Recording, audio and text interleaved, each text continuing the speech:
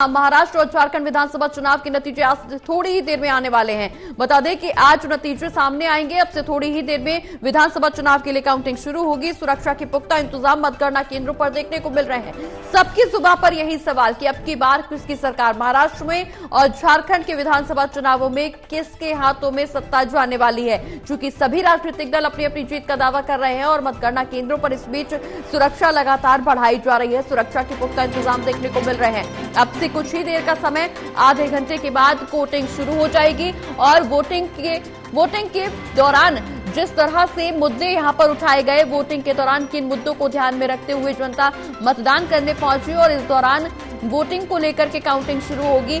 सभी दल अपनी अपनी जीत का दावा जरूर कर रहे हैं, लेकिन किसके दावों में कितनी हकीकत होगी, कितना फसाना होगा, ये देखने वाली बात होगी। क्योंकि अब से थोड़ी देर में विधानसभा चुनाव के वोटों की गिनती शुरू होगी। आज तय होगा कि कौन करेगा महाराष्ट्र और झारखंड की सत्ता पर राज। काउंटिंग बूथों पर पुलिस की टाइट सिक्योरिटी देखने को मिल रही है। मतगणना केंद्रों पर सुरक्षा के कड़े इंतजाम देखने को मिल रहे हैं।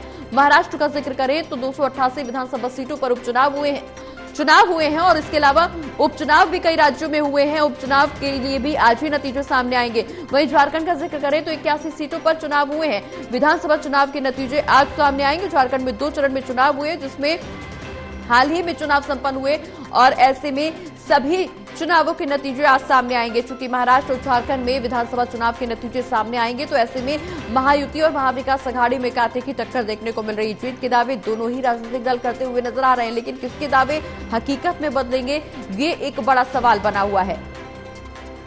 विशाल हमारे सहयोगी हमारे साथ लाइव जुड़े हैं। विशाल, महाराष्ट्र और झारखंड विधानसभा चुनाव के नतीजे आज ही सामने आने हैं और ऐसे में थोड़ी ही देर में काउंटिंग शुरू हो जाएगी। मतगणना केंद्रों पर सुरक्षा व्यवस्था सख्त देखने को मिल रही है। महाराष्ट्र का जिक्र करें 288 सीटों पर विधानसभा चुनाव हाल ही में संपन्न हुए हैं। एक ही चरण में चुनाव हुआ, 288 सीटों पर वोट डाले गए। लेकिन अगर हम महाराष्ट्र का जिक्र कर रहे हैं तो हाल ही में जो सियासी उठापटक देखने को मिली, चाहे वो कैश कांड हो, चाहे वो वायरल वीडियो हो, जिस तरह से सियासी समीकरण और सियासी उठापटक महाराष्ट्र की राजनीति में देखने को मिली, क्या इसका प्रभाव चुनावी नतीजों पर पड़ता हुआ नजर आएगा?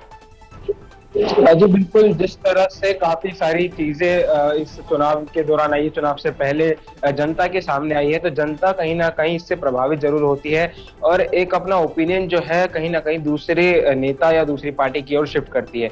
अब इसका असर जो है आज जो रिजल्ट आएंगे उसमें भी जरूर देखने को मिल सकता है, क्योंकि अब से आधे घंटे बाद जो है पोस्टल बैलेट्स खोल दिए जाएंगे और उसके बाद धीरे धीरे कर जो आंकड़े हैं वो हमारे सामने आते रहेंगे और उससे ये साफ हो जाएगी जो तस्वीर है कि महाराष्ट्र हो या झारखंड हो, वहां पर कौन सी पार्टी जो है अपनी इस बार सत्ता में क्या वापसी करती है या फिर दोबारा से अपनी नई वहां पर सरकार बनाती है। बिल्कुल विशाल, अगर हम महाराष्ट्र का जिक्र कर रहे हैं तो महायुति सरकार की तरफ से हाल ही में संकल्प पत्र जारी किया गया। इसके अलावा महाविकास आघाड़ी की तरफ से भी घोषणा पत्र जारी किया गया कि इस बार अगर सत्ता में महाविकास आघाड़ी आती है तो जनता को क्या कुछ लाभ मिलेंगे। लेकिन जिस तरह से अन्य राज्यों में विधानसभा चुनाव हुए, वहां पर बीजेपी की तरफ से जिस तरह से घोषणा पत्र जारी किया गया, संकल्प पत्र में तमाम वादे किए गए, लगभग उन्हीं वादों को दोहराते हुए बीजेपी महाराष्ट्र में भी नजर आ रही है। क्या जनता इन वादों से अब लुभावने वाली है? यहाँ पर जनता इन वादों को ध्यान में रखते हुए वोट करेगी या अपने स्थानीय मुद्दों को ध्यान में रखते हुए, जनहित के मुद्दों को ध्यान में रखते हुए वोट करती हुई नजर आई थी?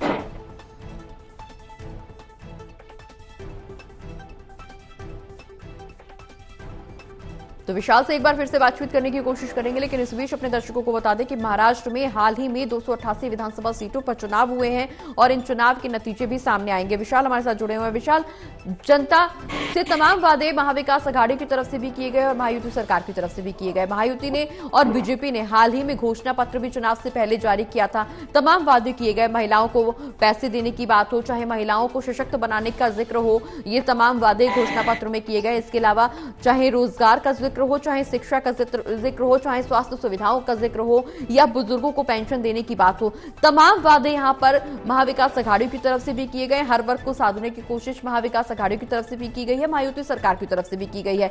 चूंकि एक बार पहले ही गठबंधन की सरकार वहां पर बनी हुई है महाराष्ट्र में, जनता एक बार पहले ही विश्वास जता चुकी है। क्या ये विश्वास दोबारा जताती हुई जनता नजर आ सकती है?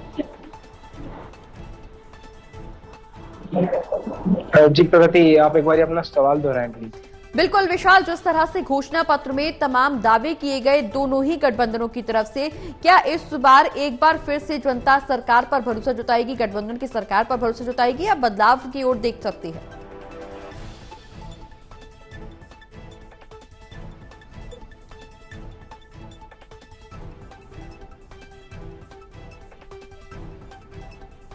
विशाल, आवाज मिल पा रही है आपको हमारी?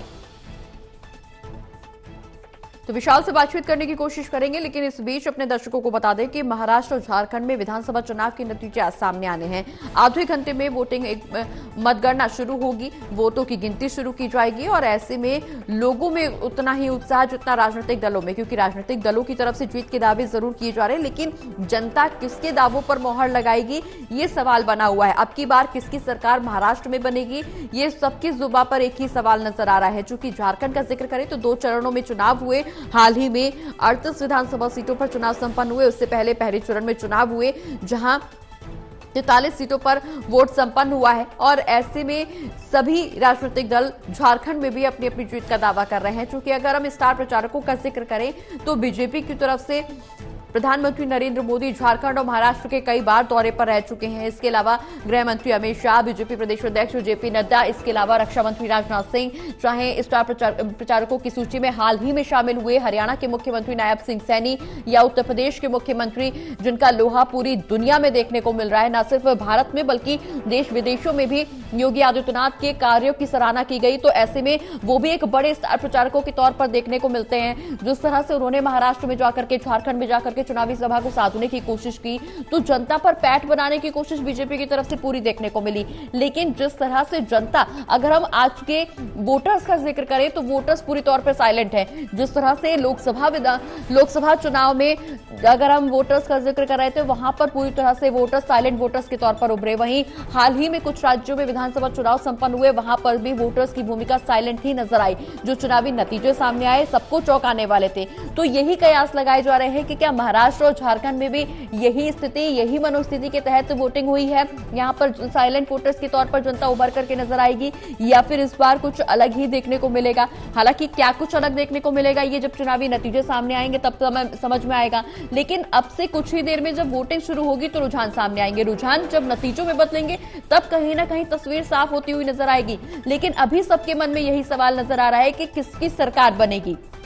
सवाल इसलिए भी है क्योंकि महाराष्ट्र में जिस तरह से महायुति सरकार की तरफ से काम किए गए, तमाम घोषणाएं घोषणा पत्र में की गई, ऐसे में क्या जनता इन घोषणा से प्रभावित होकर के वोट दिया होगा जनता ने, या फिर इस बार जनता अपना अलग मन बनाकर के वोट करने पहुंची होगी। ये तमाम सवाल जरूर सबके मन में है, लेकिन इन सवालों के जवाब जब नतीजे सामने आएंगे तभी स्पष्ट होंगे। विशाल हमारे साथ बने हुए हैं। विशाल, काउंटिंग बूथ पर पुलिस की टाइट सिक्योरिटी देखने को मिल रही है, मतगणना केंद्रों पर सुरक्षा के कड़े इंतजाम तो इसलिए भी, और इस बात का जिक्र बार बार इसलिए भी क्योंकि हाल ही में जो विधानसभा चुनाव अन्य राज्यों में संपन्न हुए वहां पर ईवीएम को लेकर के और ईवीएम से छेड़छाड़ को करके, ईवीएम में गड़बड़ी को लेकर के, ईवीएम में हैकिंग को लेकर के तमाम आरोप प्रत्यारोप देखने को मिले हैं, न सिर्फ विपक्ष की तरफ से न सिर्फ सत्ता पक्ष की तरफ से भी। तो महाराष्ट्र में फिलहाल जो झारखंड में महाराष्ट्र में चुनाव हुए हैं उसको लेकर के क्या कुछ नतीजे निकल करके सामने आ सकते हैं, क्योंकि जनता ने इस बार घोषणा पत्र पर भरोसा किया है या फिर अपनी जनहित को मुद्दों को ध्यान में रखते हुए वोटिंग की है। क्योंकि जिस तरह से राजनीतिक दल अपनी अपनी जीत का दावा कर रहे हैं, घोषणा पत्र सभी तरफ से जारी किए गए, घोषणा पत्र में तमाम वादे किए गए, तमाम दावे किए गए, तमाम ऐलान घोषणाएं की गई, क्या इनका भी असर वोटिंग पर पड़ा होगा?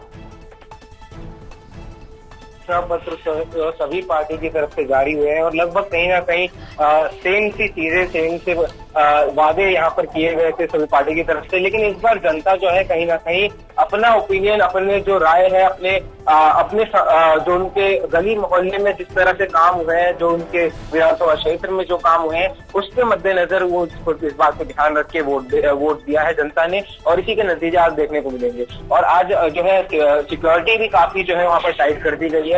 पुलिस के जो है सुरक्षा के इंतजाम वहाँ पर काफी जो है पुख्ता कर दिए गए हैं, क्योंकि हर बार ये जो दावे किए जाते हैं चुनाव कोई पार्टी अगर हारती हुई नजर आती है तो वो सीधा आरोप इसका ईवीएम पर मर देती है कि ईवीएम में धांधली हुई है। लेकिन वहीं अगर चुनाव वो जीतती आती है, आंकड़े उनके पक्ष में आते हैं उन पार्टी के, तो वो ईवीएम की तारीफ करती है और जनता की तारीफ करती है। लेकिन अब ऐसे में आज के चुनाव में देखना ये महत्वपूर्ण होगा, क्योंकि पुराने भी अभी 2024 में कई सारे चुनाव हुए, चाहे वो आम चुनाव हो लोकसभा के या फिर हरियाणा के चुनाव हो या अन्य राज्यों के चुनाव हो। इन सभी चुनावों में हमने देखा है कि जहां जहां अगर कोई पार्टी चुनाव जीतती है वहां पर ईवीएम को वहां पर जो है काफी सराहना की जाती है, लेकिन जहां पार्टी हारती है वहां पर ईवीएम को दोष दिया जाता है। तो क्या ये चीज आज भी देखने को मिलेगी, ये आज शाम तक जो है साफ हो पाएगा।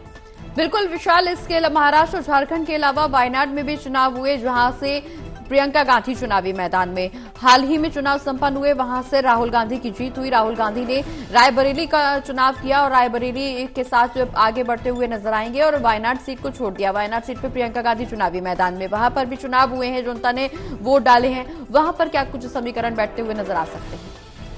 देखिए, अगर हम उसके हिसाब से बात करें चुनाव प्रचार की, तो वायनाड में हमने देखा है राहुल गांधी ने पूरे जी जान से अपनी बहन प्रियंका गांधी के लिए जो है वायनाड में चुनाव प्रचार किया। और राहुल गांधी ही नहीं बल्कि कांग्रेस के तमाम दिग्गज नेता, चाहे मल्लिकार्जुन खड़गे जो कि राष्ट्रीय अध्यक्ष हैं कांग्रेस पार्टी के, वो भी पूरी जो है वहां पर एक चुनाव वहां पर प्रचार करते नजर आए। और जिस तरह से कांग्रेस की वहां पर एक लेगेसी रही है, तो अभी भी उम्मीद है कि कहीं ना कहीं प्रियंका गांधी जो कि नया चेहरा तो नहीं, लेकिन चुनावी मैदान में एक नया चेहरा जरूर है और उनके प्रति लोगों का भी जो है काफी ज्यादा स्नेह रहता है। तो वायनाड में हो सकता है इस बार दोबारा से कांग्रेस पार्टी ही जीते और प्रियंका गांधी जो है वहां की सांसद बनकर सामने आ सकती है। बिल्कुल विशाल, अगर हम यहाँ पर बीजेपी और कांग्रेस का जिक्र करें तो बीजेपी में स्टार प्रचारकों की सूची जो है वो बेहद लंबी, लेकिन कांग्रेस में कहीं ना कहीं इस सूची में नेताओं का अभाव देखने को मिला। मुख्य तौर पर जहां पे भी चुनावी रैलियां हुई, वहां पर कहीं ना कहीं मल्लिकार्जुन खड़गे या राहुल गांधी या प्रियंका गांधी चुनावी मैदान साधते हुए नजर आए, जबकि बीजेपी के पास नेताओं की एक लंबी लिस्ट। क्या इसका प्रभाव भी चुनाव में समझ में आ सकता है? बिल्कुल कहा जा सकता है, क्योंकि कांग्रेस ने इन उपचुनाव में जितना जान लगाया है उससे साफ है कि बीजेपी कहीं ना कहीं पीछे नजर आई। क्योंकि चुनाव प्रचार में भी हमने देखा बीजेपी के जो दिग्गज नेता हैं वो कहीं ना कहीं चुनाव प्रचार में थोड़ी कमी दिखाते हुए नजर आए। लेकिन कांग्रेस की बात करें तो कांग्रेस ने अपनी पूरी जी जान लगाकर सभी दिग्गज नेताओं को, सभी स्टार कैंपेनर्स को जो है उनके साथ काफी अच्छा प्रचार यहाँ पर किया है। अगर सोशल मीडिया की बात की जाए तो सोशल मीडिया पे भी कांग्रेस पार्टी ने एक अच्छी छवि यहाँ पर बना ली है, जिसका नतीजा, जिसका असर कहीं ना कहीं आज चुनाव के जो मतगणना है उसमें जरूर देखने को मिल सकता है। बिल्कुल विशाल, जिस तरह से यहाँ पर चुनावी प्रचार का जिक्र करें, चुनावी प्रचार के बाद चुनावी घोषणा का जिक्र करें, चुनावी वादों का ऐलान करें, लेकिन इन सबके बाद जो तस्वीरें महाराष्ट्र के सियासी समीकरण में हाल ही में मतदान से ठीक एक दिन पहले बनी, एक बार बीजेपी नेता का वीडियो वायरल हुआ पैसे बांटते हुए, उसके बाद जिस तरह से सुप्रिया सुले, नाना पटोले पर आरोप लगा बिटकॉइन को लेकर के, क्या इससे भी जनता प्रभावित हुई होगी? बिल्कुल, विनोद तावड़े जो कि बीजेपी के एक वरिष्ठ नेता है, उनकी ऐसी वीडियो वायरल हुई और उसके बाद जरूर उन्होंने इस वीडियो को झुठलाते हुए अब डिफेमेशन का आरोप भी लगा दिया है कांग्रेस पार्टी के ऊपर। लेकिन इन सब का असर कहीं ना कहीं जनता के माइंडसेट पर जरूर पड़ता है, क्योंकि जनता जो सबसे पहले सामने अपनी चीज देखती है उस पर विश्वास कर लेती है और इसी का कारण है कि चुनावी समीकरण में इसका असर काफी देखने को मिलता है। तो जरूर बीजेपी को इससे काफी जो है नुकसान झेलना पड़ सकता है, क्योंकि शुरुआती इमेज जो है बीजेपी की वो कहीं ना कहीं जो है धुंधली हो गई है, इसलिए कांग्रेस पार्टी इस बारी जो है बाजी मार सकती है। बिल्कुल विशाल, हालांकि चुनावी समर में सियासी घटनाक्रम किस ओर रुख लेंगे ये देखना बेहद दिलचस्प है। कुछ ही देर में वोटों की गिनती शुरू होगी और रुझान किस तरफ सामने आएंगे ये देखना एक बड़ा सवाल बना हुआ है। बहुत बहुत शुक्रिया विशाल, ये तमाम जानकारी हमारे दर्शकों तक पहुंचाने के लिए।